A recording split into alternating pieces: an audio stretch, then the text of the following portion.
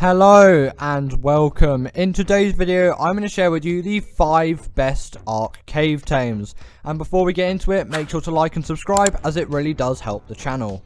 In at number 5 is the Megalosaurus. Now this really is an insane caving creature as long as you have a cryopod, as this thing isn't going to fit into every cave entrance.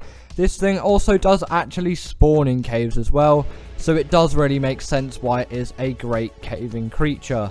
But also, don't use this thing in the daytime as it is going to be an absolute pain, but as soon as it turns night, this thing is an absolute walking menace.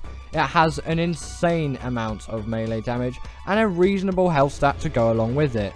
Just maybe don't fight Microraptors with it, as that isn't going to end well. But as you can see here, it is actually utilizing one of its abilities. It will grab creatures in its mouth and absolutely demolish them, and they have no way of attacking back. And this is truly a great ability for just getting rid of all of those tiny creatures that are just really annoying you, like Microraptors, and in this case, definitely Microraptors. But this thing is also great at killing many other creatures as well. This thing has a very reasonable amount of melee damage and will basically kill anything that it attacks. A Barionics, very easy. A Spino, also very easy. And you could even do something like a Giga or a Argentavis. And if you're really going for it, maybe a Titanosaur. Also, another feature that they have which makes them really great for caving is they are actually very mobile and they are reasonably small. Obviously not as small as a Barionics is, but they will still fit into most caves, and if you have cryopods, these things will be fine in any cave. These are a definite caving creature if you can shell out for the mild difficulty in taming one. In at number 4 is the Mantis. Now personally, I think this is actually a great creature for caves. Obviously not underwater caves, and I probably wouldn't bring it into caves with lava as well, but this thing is still great for most of Ark's caves. Namely, it is quite a small creature. This thing will fit into pretty much any cave, and if you do have a cryopod, all of those little tight gaps, this thing should be able to get through, as you can just cryo it up, walk through yourself, and then cryo it outside of that gap. But the main reason why these things are actually good for caving, especially in quicker caves, is their ability that they can equip melee weapons. So you can have some pikes on your Mantis, or in this case, swords, and you can just plow through loads and loads of insects. You will just have to be wary about their health stat though, as sometimes that can be a bit iffy, and you really don't want to get your Mantis killed, as these things are a little bit of a pain to tame, as they require a ghillie suit, bug repellent, and either deathworm horns or woolly rhino horns. And it can take quite a lot of them if you are taming a high level, and if you're doing caves, you probably are going to want to tame yourself a high level, as you don't want this thing to absolutely suck in a cave. But if you do tame a Mantis of reasonable level, these things will be great for any cave runs you have. Just remember, like I've said many times, to really keep an eye on that health. In at number 3 is the Meggathereum. Now, if you didn't know about the Meggathereum special ability, then you will not know how good of an insect killer this thing has. And actually, one of the main enemies that you will face in any kind of caves are insects, so it really does make sense why this thing deserves to be on this list. This thing is absolutely insane for killing insects, and it is the best creature by far for that. And especially in the caves with just so many insect enemies, having one of these things on your side is great. But there are some disadvantages to these things, namely they are quite big, so they're not really going to fit into smaller caves, and you're going to have to utilize cryopods, and then you'll probably have to wait for some cryosickness timers, as any tight squeeze in a cave this thing probably isn't going to fit through. But in some of Ark's bigger caves, this thing will definitely be great for the job, and it will be great for the job in any of these smaller caves as well. Unless it's that one ice cave where you have to crouch the whole time, this thing is not going to fit, don't even try that. And pretty much for that cave, no creature's going to fit at all. But for those caves of reasonable size, with loads and loads and loads of insects in it, these things are a great shout, as they will plow through them with ease. and you can auto utilize other creatures in the cave as well, but have this as a backup. In at number 2 is the Thyler. Now this thing actually is a really great cave creature. Yes, you may want to take something like a Sabertooth in, but I find they don't really do enough damage and they don't have enough health to rack up in most cave situations. And the Thyler definitely does deal enough damage and has enough health and agility to get the job done. The Thyler is equipped with a wealth of abilities, namely its bleed ability when it attacks. This is insanely useful when attacking any kind of creature. Yes, it does not have a buff, which is insane at attacking insects, but this thing can still really pack a punch. Overall, this thing is a very good creature for caving and better than the Meggathereum, mainly because it is a lot smaller, and for caving, the size of the creature is probably one of the main factors. Obviously, health is going to be very important and damage as well, as you do need your creature to actually fight through the enemies and you need it to survive, but size is really something you need to consider, and the Thyler is a reasonable size for caving. It may not fit into every cave entrance, but with cryopods, this thing will be fine in almost every cave. But don't take this thing to underwater caves, as it is just going to drown.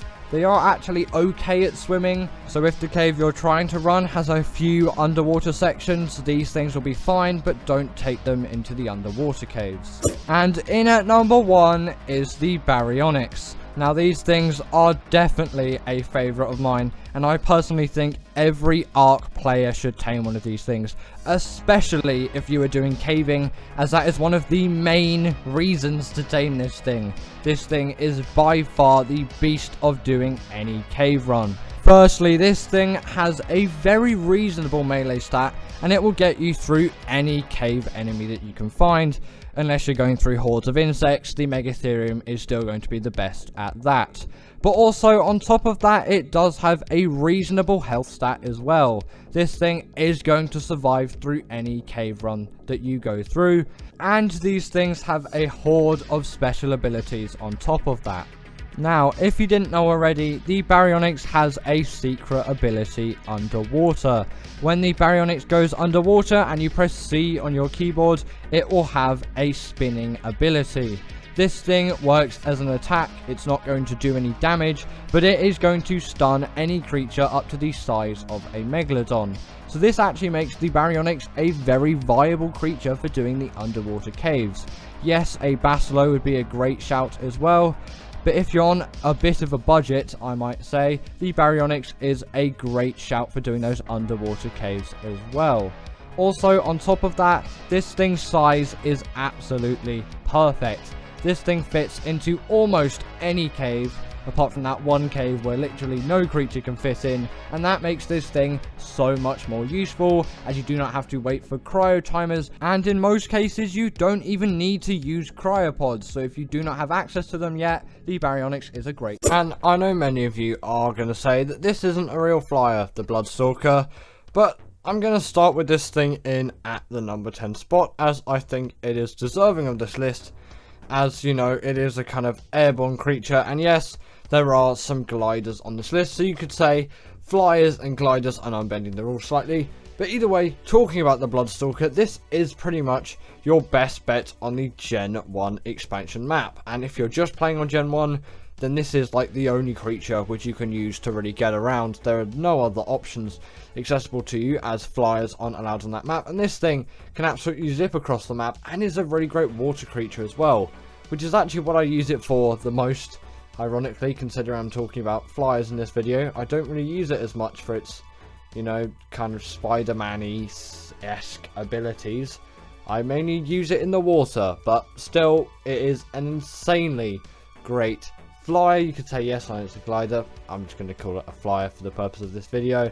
And yeah, it really can get around insanely quickly. There is a bit of a learning curve with control, and I'm still not great at controlling these things, but you know, at least I've done the Alpha Bogrish mission on Gen 1, so I have that as a little claim to fame.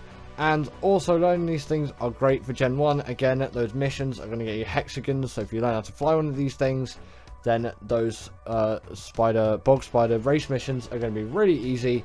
and they're just a really useful creature to learn as well. So I think if you haven't already and you have access to it, give the Bloodstalker a little go, and you may find that you enjoy it quite a lot. Next up we have the Wyvern, and this creature is definitely one which has to be on this list and does actually count as a real flyer and not a glider, but I'll stop talking about that now. Either way, the Lightning Wyvern is my preferred Wyvern, so that is why there is B-roll of that particular Wyvern in this video, and they are actually one of the faster flyers in the game, although it may not seem like it. They are, and they really do rack up when it comes to flying, and you know, they deal a lot of damage on top of that as well. Their only real downside being their frankly annoying taming method and also their rubbish turning circle, but that isn't really what you're going to be using these things for. You're not going to be doing handbrake skids down a highway with a Wyvern for that instance, even though there aren't even really roads in Ark. That's a pretty niche thing. Either way, if you're on the ground and you press C, they're actually pretty good wood gatherers, which most people don't take into account for. But they can also, on top of being great wood gatherers, be great creatures for picking up other creatures as well, which a lot of people do use them for. And it is kind of buggy how they pick up creatures, but you know, it is Ark, I guess. That's just kind of what's expected, really. And the reason why the Lightning Wyvern is the best is just its special lightning breathing ability, in my opinion, just has an advantage over the fire, poison and ice abilities. Namely because it deals some torpor damage, I think, and it has decent range and control. Next up, we've got the Pteranodon, and this creature does have to be on this list, and although it isn't going to be the greatest flyer out there, considering its level and accessibility, it does have to be on this list for obvious reasons. Its accessibility is one of the best out of any flyer, really. The Crystal Wyvern is the only one which I can mention, which is a little bit more accessible, as a note run is really easy and no saddle is required whatsoever for that, and it is an easier tame in this thing.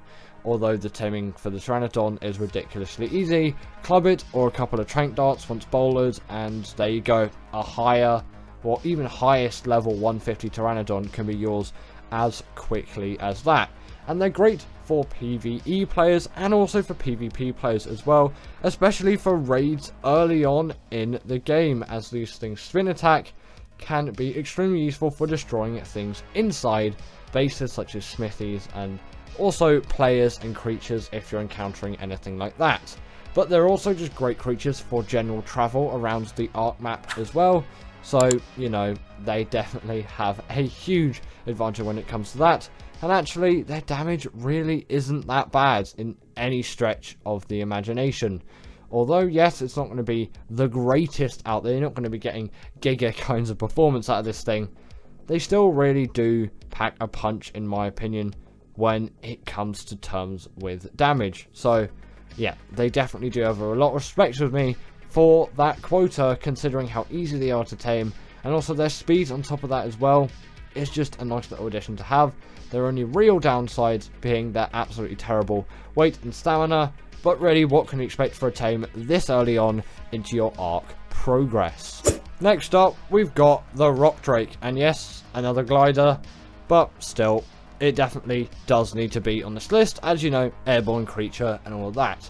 And yes, it can't be that high on the list because it is a glider. I will warrant that. I will deduct points for it being a glider, as they aren't actually as useful for flyers in most cases, unless you're going from a place of high elevation to low elevation. Then they are extremely useful, and especially on maps like Operation, they are very, very useful. But on maps like Crystal Isles, the Island, even Ragnarok, and a lot of Scorched Earth, especially Scorched Earth, considering it is quite a flat map. Yes, I know there are mountain ranges towards the north, I think, but it still is a pretty barren map in terms of a lot of elevation and a lot of things to grab onto. It is a really large desert after all. But, you know, for all of those cases where this thing is useful, it definitely does rack up. And its stamina drain is actually pretty minimal, which is great for any kind of traveling mount. And obviously its damage really is going to rack up as well on top of that. And that means you can protect yourself on your travels as well, but they do also have the speed to get out of any sticky situation which you may find yourself in. And even on some flatter grounds, they actually aren't the worst and still usable, although I'm not sure about what other maps these things do actually spawn on apart from Arboration. I know they were on Crystal Isles in the mod version of it before it became an official Ark map, but I'm not really sure what other maps they spawn on, and they may only spawn on Arboration, but correct me on that if I'm wrong, as always, in the comments down below. In at number 6 is the Maywing, and I promise that this is the last glider on the list, and there are no more gliders after this point, so if you're getting annoyed by the gliders on this list, no more past this point. They can't be in the top 5, they are gliders and not flyers after all.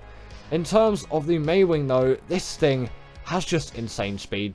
Its speed is one of the best in the game, if not the best, for any kind of travelling mount, and it also seems a lot easier to control than the Rock Drake. And again, like the Bloodstalker, I have done the Alpha Maywing Glider race mission, or whatever it's called.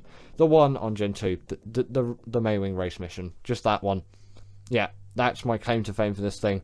And also, I just really enjoy using this thing across any map, really. And this biome of the Crystal Isles is a good example of where the Maywing is extremely useful, because there's a lot of varying elevation. But they're not just insane gliders, which their saddle was unlocked at level 19, which is absolutely insane for their wealth of abilities. These things are also portable feeding troughs, which makes breeding and raising creatures so much easier, and they can also gather berries on top of that too, which is just a very nice bonus, which, you know, every creature, if they have it, it is definitely very welcome considering their wide use. In at number 5 is the Crystal Wyvern, and this creature, why is it so much higher than the Wyvern on the list? And I definitely do have a preference, and more for the Blood Crystal Wyvern than the Water Crystal Wyvern, or whatever this one's called. I can't actually remember, but, you know, for the purpose of the Crystal Wyvern, this one generally just looks more like what you would think of a Crystal Wyvern. It just kind of has that more Crystal Wyvern-y feel, but definitely go for the Blood Crystal Wyvern if you can. But their tame method is just so simple, they have to be in this spot. Their only real downside being the level 65 cap on, not cap, but like requirement, I should say, to be able to actually passive feed these things, which is Crystal. And it is such an easy tame method. There's a spot where you can sit on their back and then just feed these things Crystal, and you don't even have to really press anything. You just press E when it tells you to, or the equivalent button if you're those console players out there. And actually quite a lot of my viewers do play on things like Switch and Xbox. Don't really know how many PlayStation players there are out there. If you're a PlayStation player that's watching this video, comment down below. There'll be a pinned comment which I would have put there, and just chuck down the PlayStation gang, you know. Bring all of that community together, and, you know, any other gang as well. Xbox gang, Switch gang, mobile gang, if that's any of you, and also the PC gang as well. I'm sure there's still a lot of you out there. In at number 4 we have the Renoganata, and the fact is, this is probably one of the best creatures for transporting tames if you don't have access to a cryopod, which wouldn't really make sense considering the level requirement on the saddle and its very difficult tame method. If you didn't know already, this creature spawns on the island and the Lost Island in those locations, which are on screen right now. And actually, on the old version of Ark, they're really hard to find. Their spawns are just absolutely awful, whereas on ASA, these things are absolutely everywhere, and they are terrifying. As always, raise up your dino count if you want to get these things to spawn on the old version of Ark. And you can also use the Dino Ark command, which is destroy wild dinos. And there's one which is very similar to that, which is like destroy dinos, which will destroy your tame dinos. You don't want to do that at all. That is definitely not what you want out of this creature. But the thing is, in terms of its transporting abilities, it can pick up Rexes, and it is widely used in PvP use for just absolutely decimating bases, as its damage and wealth of abilities is insane, frankly. But if you want to know a quick, brief synopsis on how you tame one. You get a pheromone gland from a male Renoganata, tame a Bronto and get the resources, which are on screen now. Only necessary for 100% effectiveness, of course. Then you want to get your Bronto when you find a female Renoganata, get it to aggro on you, then trap it in some way. The net gun is the best, but you can obviously get those gateways and dino gates in. That'll be a bit harder though. Then just get its health to as low as you can and use the magnifying glass, or if you have access to the awesome spyglass mod or use it, then yeah, use that, because it will very much help you in visualizing it, as you can damage it and see its health at the same time instead of having to switch between. But the magnifying glass is definitely going to work, and I think the tech binoculars will work as well, which you may have considering the saddle level requirements. Then you want to feed that pheromone to your Bronto, and then after it comes out of the trap, it is going to impregnate your dino. Also, feel free to damage it more if needed. Then after that, it will have those hunger timers, which are necessary for 100% effectiveness. Then it is just going to fall over, and sadly your creature is going to die, so don't make it a creature which is too special to you. Then a baby Renoganata will come out, press E, and there you go. In at number 3 is the Snow Owl. And, you know, this creature has a wide range of abilities, which really do need to be respected in terms of any Ark creature out there. And this really does demonstrate a lot of abilities. If you're not a Snow Owl guy, just pretend everything I'm talking about here is to do with the Griffin, because the Griffin is not on this list, but it is still very similar to this tame in terms of obviously that diving ability, although it can do damage from it, and I don't think the Snow Owl can. But you know, the Griffin is just going to be one of those honourable mentions. I'm not going to include it in this video, as I'm not really a Griffin user. Everything that the Griffin can do for me, the Snow Owl can do for me, so I'll always use that. And on top of that, it also does have a sort of heat-seeking ability, which allows you to see any kind of organism which gives off heat, which I think is every Ark organism. Great for PvP scenarios if you're trying to track down a player, or in PvE if you're just trying to track down a dino, which you've lost in some cases, which happens actually quite a lot and you wouldn't really expect it. And also you want to level up that stamina, not just so they can fly longer distances, but so they can heal creatures, as if you level up stamina, they can heal for longer, and that is their main ability and claim to fame, as they can heal any wild creature, enemy creature if you're feeling nice, and tame creatures as well.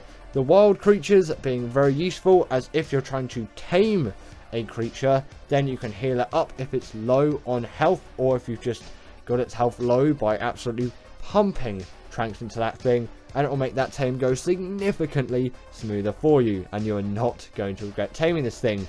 Also, if you have gachas on top of it as well, then you have yourself the benefit of feeding those gachas owl pellets and getting insane loot out of them, which is just really nice to have. And yes, it's not going to compare to the speed of the Managama, but the Managama isn't on this list as well. I'll just chuck it out as another honourable mention. But if you do have access to the Snow Owl, then I really think you should tame this thing. Very easy knockout tame, and 100% worth it because of its absolute wealth of abilities. In at number 2, we have the Argentavis, and this did have to be in this spot.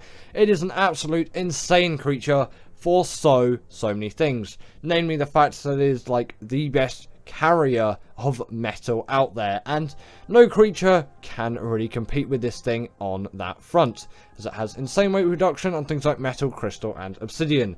And when paired with the Anki and the Dodic, you have yourself an absolute farming machine, as this thing can pick up both of them, obviously not at the same time, but it can actually pick up some smaller creatures like the Dodo in its beak, just as a nice little ability. You can carry a player and a Dodo if you know you're that kind of guy, and obviously those Ankis and Dodics are going to harvest all those necessary resources, and then the Anki can carry it, or the Dodic can carry it for you, but you'll probably want to put it in the Algae's inventory, as it has that weight reduction, so the weight is going to be less. Not sure about weight reduction on the Dodic and the Anki though. Also, their saddle does act as a portable smithy, which is nice, and if you eat a dead corpse of any kind, they will also get a regen effect, which is insane for healing up their health. But before we get into the number 1 spot, I just want to list a quick couple of honourable mentions.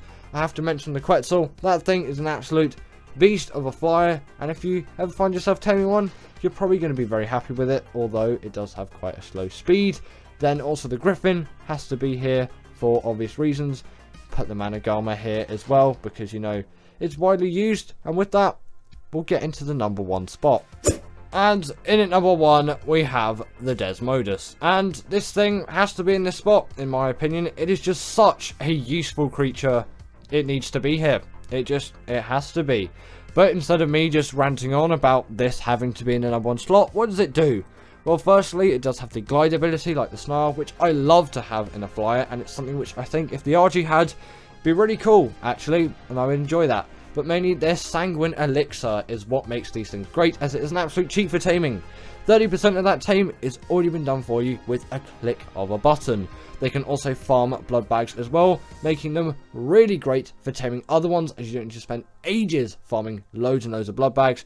And Bloodstalker tames are a lot easier as well. They can also grip onto walls and vertical ceilings, not vertical ceilings, vertical walls and ceilings, I should have said, like a Tapijara, and then go invisible. That didn't really work for me because for some reason my arc was just glitching out, and it also maybe I'm in the wastelands and that doesn't have a night cycle, so it only does work at night. I should mention that. But yeah, these things, absolutely insane tames with abilities no other creature even has. So thank you to my wonderful patrons Katerina Puchkova, Karina Thorne, Dominic Masijewski, and Ethan Tapia, who have all supported me through Patreon or through YouTube memberships. If you want to join this list, then go join Patreon or YouTube members, but thanks to all of these guys.